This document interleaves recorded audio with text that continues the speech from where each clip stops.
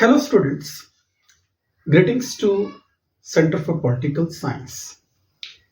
Today we are going to start a very important chapter of political science, class 10th. Chapter name is political parties. Let's start. Political parties जब ये chapter हम start कर रहे हैं तो इसमें बहुत से कुछ ऐसे टर्म्स हमें स्टडी करने को मिलेगी जिन टर्म्स का मीनिंग हम ऑलरेडी पहले नहीं जानते। तो उन टर्म्स का मीनिंग सबसे पहले हम जानने की कोशिश करेंगे, उसके बाद इस चैप्टर को हम आगे लेके चलेंगे। पहली टर्म है यहाँ पर एफिडेविट।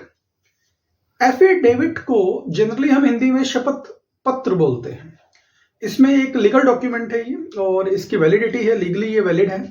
और कोई भी इंडिविजुअल जब ये शपथ पत्र देता है या एफिडेविट देता है तो उस पर वो अपनी इंफॉर्मेशन और जो उनकी प्राइवेट इंफॉर्मेशन है पब्लिक डोमेन में अगर वो शेयर करना चाह रहा है तो एफिडेविट के थ्रू शेयर करता है। जैसे आपके पॉलिटिकल जो लीडर्स है जो इलेक्शन को कंटेस्ट करते हैं तो वो पब्लिक में अपने बेसिक जो उनकी सैलरी है, उनका जो बेसिक वेल्थ है उसकी, और जनरल एजुकेशनल क्वालिफिकेशन क्या है, उनका क्रिमिनल बैकग्राउंड क्या है, सोशल स्टेटस क्या है, ठीक है, वो जनरल इंफॉर्मेशन वो एफिडेविट के थ्रू शेयर करते हैं। लीगल डॉक्यूमेंट है ये।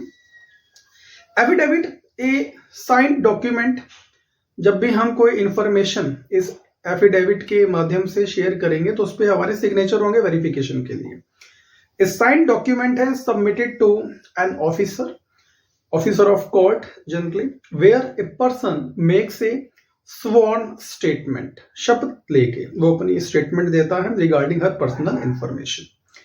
सेकेंड जो टर्म है अलायंस। अलायंस को जनरली हम हिंदी में बोलते हैं गठबंधन, ठीक है, गठजोड़ या गठबंधन। जैसे हम यहाँ पर इंडिया में देखते हैं गठबंधन की सरकारें, alliance. When several parties in a multi-party system, यहाँ पर एक क्लियर कंसेप्ट हो रहा है कि जो ये अलायंस है, ये अलायंस उतनी डेमोक्रेटिक कंट्री में पॉसिबल होगा जहाँ पे मल्टी पार्टी सिस्टम है, यानी मोर देन वन। तो when several parties in a multi-party system join hands for the purpose of contesting election, यानी ये बिफोर कंटेस्टिंग इलेक्शन की कंडीशन है अलायंस, और जो कोलिशन है वो आफ्टर विनिंग द इलेक्शन। जब इलेक्शन का रिजल्ट आ जाएगा उसके बाद अगर जो गठजोड़ बनता है, ठीक है, उसको हम कोलिशन की टर्म देते हैं। उससे पहले जो ग्रुप बनेगा उस ग्रुपिंग को हम अलायंस की टर्म देते हैं। जैसे एग्जांपल हम देते हैं एनडीए है, नेशनल डेमोक्रेटिक फ्रंट है, ठीक है, एनडीए जो बीजेपी का है। Alliance when several parties in a multi party system join hands for the purpose of contesting, election लड़ने के लिए, contesting elections and winning power, it is called an alliance और ए फ्रंट। इसको अलायंस भी बोल सकते हैं और फ्रंट भी हम बोल सकते हैं। थर्ड जो टर्म है वो बाई पार्टी सिस्टम, यानी टू पार्टी। किसी कंट्री में अगर ऐसा सिस्टम है, बाई पार्टी सिस्टम है, तो वहां पे दो ही पार्टी होंगी, दो से ज्यादा नहीं होंगी, दो से कम नहीं होंगी, ठीक है। एक पार्टी पावर में होगी, दूसरी अपोजिशन का कंसेप्ट आ जाता है यहाँ पे। तो bi party system is a type of system in which power alternates between two parties होंगे। टू पार्टी के बीच में ही पावर अल्टरनेट होगा, ठीक है। The party that gets the majority form the government, जिसके पास मेजोरिटी है वो गवर्नमेंट बनाएगा, और जिसके पास मेजोरिटी नहीं है वो अपोजिशन में बैठ जाएगी। कोलिशन गवर्नमेंट की अगर हम बात करते हैं, एक coalition government is generally formed in a multi party system, यानी अलायंस और कोलिशन दोनों ही मल्टी पार्टी सिस्टम के लिए सुटेबल है। When no single party wins a clear majority in the election and the government is formed by two or more parties coming together, यानी election से लड़ने से पहले जो गठबंधन बन रहा है, जो ग्रुप बन रहा है, ठीक है, उसको हम यहाँ पे अलायंस बोल रहे हैं। इलेक्शन जीतने के बाद सरकार बनाने के लिए जो ग्रुप बनेगा उसको हम कोलिशन की टर्म दे रहे हैं। नेक्स्ट जो हमारी यहाँ पे फिफ्थ टर्म है वो है डिफेक्शन। डिफेक्शन का मतलब होता है वफादारी, ठीक है, निष्ठा। एलिजियंस, एलिजियंस का मतलब है वफादारी, निष्ठा, ठीक है। डिफेक्शन का मतलब है दल बदली और त्याग। तो चेंजिंग पार्टी एलिजियंस, जब हम पार्टी की निष्ठा, उसकी वफादारी से त्याग करते हैं, ठीक है, तो ये किसका केस बन जाता है? डिफेक्शन का। और डिफेक्शन को रोकने के लिए एंटी डिफेक्शन लॉ जो शेड्यूल नंबर 10 जो हमारे इंडियन कॉन्स्टिट्यूशन में इंक्लूड किया गया है, वो एंटी डिफेक्शन लाई है इस डिफेक्शन को रोकने के लिए, कि आप किसी पार्टी के बेसिस पे इलेक्शन कंटेस्ट कर रहे हैं और जीतने के बाद किसी और पार्टी को समर्थन दे रहे हैं, ठीक है, इस केस में एंटी डिफेक्शन ला यूज होता है।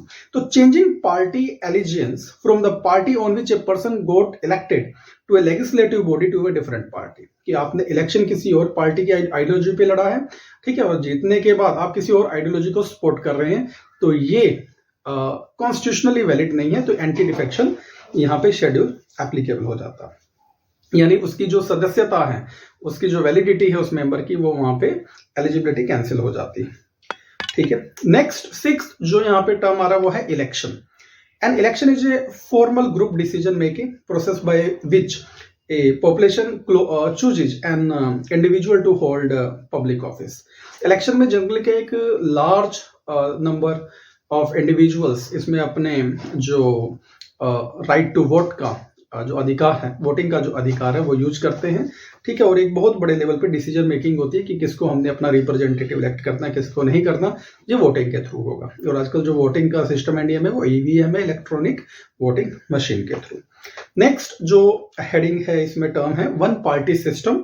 One party system is a political system in which only one party controls and runs the government. इसमें single political party complete country को गवर्न करता है। सेकेंड लास्ट जो टर्म इसमें आ रही है मल्टी पार्टी सिस्टम। इंडिया में मल्टी पार्टी सिस्टम बहुत क्लासिकल एग्जांपल है इंडिया, ठीक है, मल्टी पार्टी सिस्टम का। It is a system in which several political parties compete for power and more than 2 parties have a reasonable chance of coming into power either on their own or in alliance with others. Opposition की बात करते हैं, the political party और group of parties that is a part of the legislature but not a part of the government. Next heading इसमें है political party. A political party is a group of people who come together to contest elections and hold power in the government. Partisan, a person who is strongly committed to a party, group or faction. Partisan को हम कार्यकर्ता या समर्थक भी बोल सकते हैं। Basic terms हैं, ठीक है, जो इनमें यूज होगी इस चैप्टर में। नेक्स्ट आ रहा है इसमें पार्टीसनशिप, यानी तरफदारी। हम किस आइडियोलॉजी को सपोर्ट कर रहे हैं, किस आइडियोलॉजी के हम तरफदार हैं, ठीक है। A tendency to take a side and inability to take a balanced view on an issue. जब हम एक आइडियोलॉजी को सपोर्ट करते हैं तो हम एक बैलेंस व्यू नहीं ले सकते, हम उस आइडियोलॉजी के चश्मे से ही उस इश्यू को देखते हैं, ठीक है। नेशनल पार्टी की अगर हम बात करें, ये party that secures at least 6% of the total votes in Lok Sabha election. Lok Sabha election में टोटल वोट का अगर कोई पार्टी नेशनल लेवल पे 6% सिक्योर कर लेती है, ठीक है, और लोकसभा में मिनिमम उसके पास 4 सीट्स आ जाती है, तो उस पार्टी को हम नेशनल पार्टी का दर्जा देते हैं। रीजनल पार्टी की बात करते हैं तो all parties other than the 6 national parties are classified as state parties by the election commission of India. अब जो ये यहाँ पे स्टेटस है, नेशनल पार्टी है या रीजनल पार्टी है, स्टेट पार्टी है, ठीक है, इसका जो स्टेटस है वो कौन दे रहा है यहाँ पे, election commission of India. They are also called regional parties, इनको हम रीजनल पार्टीज भी बोलते हैं। रूलिंग पार्टी की अगर हम बात करते हैं तो political party that runs government, जो गवर्नमेंट रूल करेगा, ठीक है, रन करेगा, उसी को हम रूलिंग पार्टी बोलते हैं। और स्टेट पार्टी में एक कंडीशन यहाँ आती है, स्टेट इलेक्शन जो जनरल इलेक्शन होते हैं सीएम की, इसमें जो टोटल वोट बना है उसका 6% अगर किसी पॉलिटिकल पार्टी को मिलता है और एटलीस्ट 2 सीट्स, तो उसको हम स्टेट पार्टी का status election commission of India के थ्रू मिल जाता है। फर्स्ट टॉपिक अब हम डील करेंगे, बेसिक टर्म्स की जो इस चैप्टर में रिपीट होंगी। फर्स्ट टर्म इसमें है what is a political party.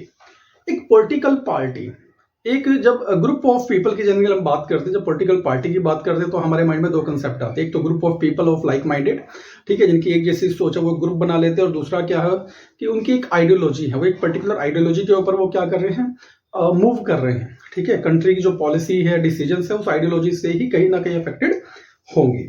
तो यहाँ पे हम डिफाइन करेंगे पॉलिटिकल पार्टी क्या है, ठीक है। 3 components of A political party, ठीक है। एक पॉलिटिकल पार्टी के 3 कंपोनेंट्स कौन कौन से होते हैं, ठीक है। तो हम पहले डिफाइन कर रहे हैं political party is a group of people who come together to contest elections and hold power in the government, ठीक है। मेन आइडियोलॉजी रहेगी इनकी, सेम आइडियोलॉजी होगा, लाइक माइंडेड होंगे तो ग्रुप बनेगा तो इलेक्शन को कंटेस्ट करेंगे, इलेक्शन अगर जीतते हैं, पावर में आते हैं, मेजोरिटी में आते हैं, तो गवर्नमेंट बनाएंगे। 3 components of political party. Political party के 3 कंपोनेंट्स हैं, कौन कौन से हैं यहाँ पे। द लीडर्स, सबसे पहले पॉलिटिकल पार्टी के लीडर्स होते हैं। The leaders contest elections and if they win perform the administrative jobs. अगर वो जीत जाते हैं, पावर में आते हैं, तो वो फिर एडमिनिस्ट्रेटिव जॉब को परफॉर्म करते हैं। ठीक है, डिफरेंट डिफरेंट मिनिस्ट्री को वो अडॉप्ट करेंगे, ठीक है, होल्ड करेंगे और अपने जो उनके दायित्व है, जो उनकी ड्यूटी है, उसको परफॉर्म करेंगे। यानी उनका एडमिनिस्ट्रेटिव रोल स्टार्ट हो जाता है after forming the government. Active members, अब पॉलिटिकल पार्टी के फॉलोअर्स अलग होते हैं, एक्टिव मेंबर्स अलग होते हैं। The active members, the members attend party meeting, party की जो इंपॉर्टेंट मीटिंग्स होंगी उन मीटिंग्स में एक्टिव मेंबर्स एक्टिवली पार्टिसिपेट करेंगे, उनका एक पर्टिकुलर रोल होगा। ठीक है, and close to the party leaders, party के जो लीडर्स हैं, ठीक है, जो बड़े लीडर्स हैं उनके बहुत निकट के होंगे, बहुत क्लोज होंगे। ठीक है, तीसरा आता है फॉलोअर्स, जिनको आप उस पार्टी का वोट बैंक बोल सकते हैं। The followers they are the dedicated workers of the party. Second जो टॉपिक है वो है what is the difference between national and regional party, जो हमने अभी बात की है। ठीक है, national party have influence all over the country, पूरी कंट्री पे उसका प्रभाव होगा, इन्फ्लुएंस होगा। Deals with national problem, national issue के साथ, जैसे फॉरेन पॉलिसी है, ठीक है, डिफेंस मैटर्स है, ठीक है, स्पेस मैटर्स है, वो ऐसे बहुत से डिपार्टमेंट्स, बहुत सी पावर है जो सेंट्रल गवर्नमेंट के पास है। ठीक है, तो उन इश्यू के साथ ये डील करता है। Have their presence in many states, और सिर्फ एक ही स्टेट में वो कन्फाइंड नहीं होगा, वो डिफरेंट स्टेट्स के अंदर फैला हुआ होगा। ठीक है, और कंप्लीट मैक्सिमम स्टेट्स को वो कवर करेगा, तभी उसको हम एक राष्ट्रीय या नेशनल पार्टी का जो टैग है वो देते हैं। नेक्स्ट इसमें आता है रीजनल पार्टी, जिसको जनरली हम स्टेट पार्टी भी बोल देते हैं। इन्फ्लुएंस, देखो रीजनल की जब हम बात करते हैं उसमें मोर देन वन स्टेट हो सकता है। ठीक है, बट स्टेट की जब हम बात करते हैं तो एक सिंगल स्टेट की बात कर रहे हैं। तो regional party influence limited particular region और स्टेट, एक पर्टिकुलर रीजन, जैसे नॉर्थ रीजन की कोई पॉलिटिकल पार्टी है बट उसका हरियाणा, पंजाब, उत्तर प्रदेश 3 स्टेट्स में इन्फ्लुएंस हो। ठीक है, साउथ की बात करें तो अगर तमिलनाडु, कर्नाटका और आंध्रा या केरला की तीनों स्टेट्स में उसका इन्फ्लुएंस हो, रीजनल है। अगर सिर्फ एक ही स्टेट में, फॉर एग्जाम्पल तमिलनाडु में ही वो कन्फाइंड है, तो उसको हम स्टेट पॉलिटिकल पार्टी बोलते हैं। नेक्स्ट जो कंसेप्ट इसमें आ रहा है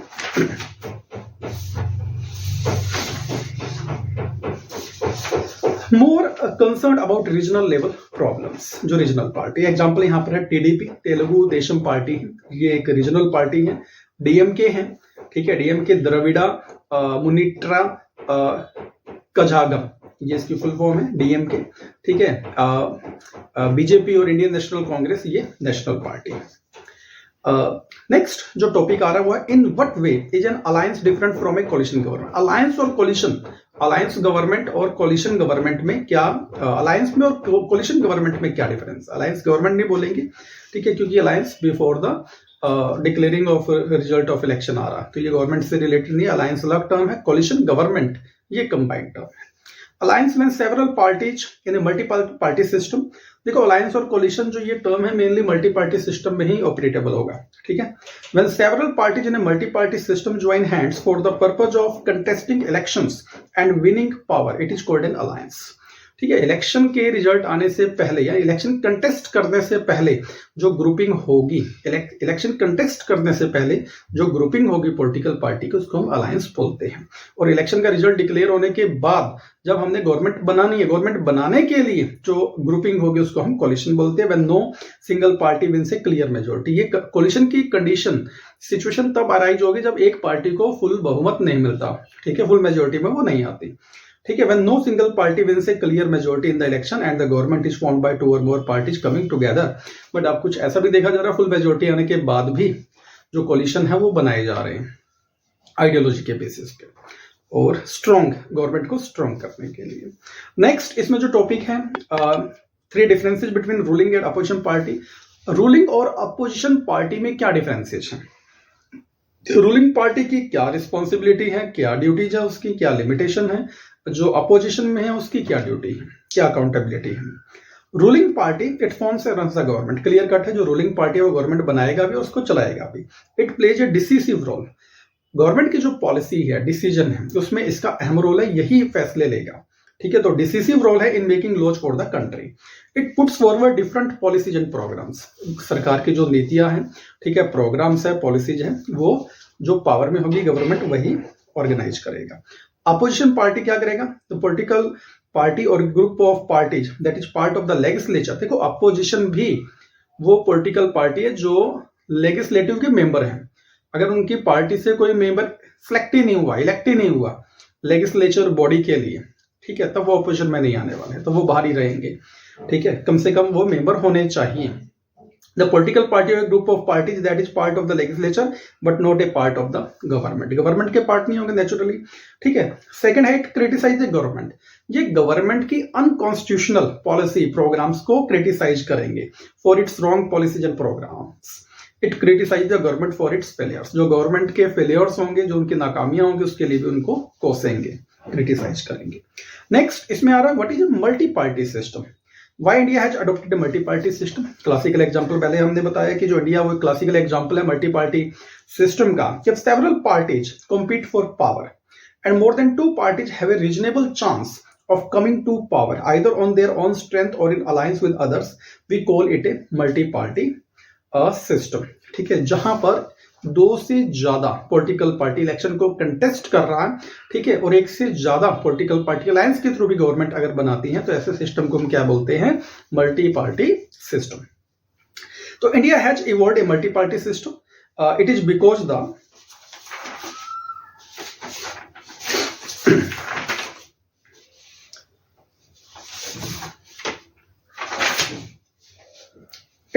social and geographical diversity. India is a diverse country, culturally, linguistically, language different है, ठीक है, culture different है, geographical features different है। तो इतनी डाइवर्सिटी को अगर हम संजो के रखना चाह रहे हैं, ठीक है, इसमें यूनिटी मेंटेन करना चाह रहे हैं, वननेस की फीलिंग क्रिएट करना चाह रहे हैं, सेंस ऑफ कलेक्टिव आइडेंटिटी रखना चाह रहे हैं, तो इसमें हमें डिफरेंट पार्टी का, जो उनकी रीजनल पार्टी है, स्टेट पार्टी है, उसकी हमें हेल्प चाहिए होगी, जो वहाँ के लोकल इश्यू को इजीली अंडरस्टैंड कर सके, उनको रिजॉल्व कर सके। तो सिंगल पार्टी या 2 पार्टी सिस्टम इतने डाइवर्स कल्चर को यूनाइट नहीं कर सकता। तो यहाँ पे इसलिए हमने मल्टी पार्टी सिस्टम को अडॉप्ट किया है। तो if several parties compete for power and more than 2 parties have a reasonable chance of coming to power either on their own strength or in alliance with others, we call it a multi party system. India जैसे हम देखते हैं centre में अलग party है, state में कोई और गवर्नमेंट, किसी और पार्टी की गवर्नमेंट हो सकती है, ठीक है, तो यहाँ पर एक यूनिटी और वननेस का कंसेप्ट आ रहा है। तो India has evolved A multi party system. It is because the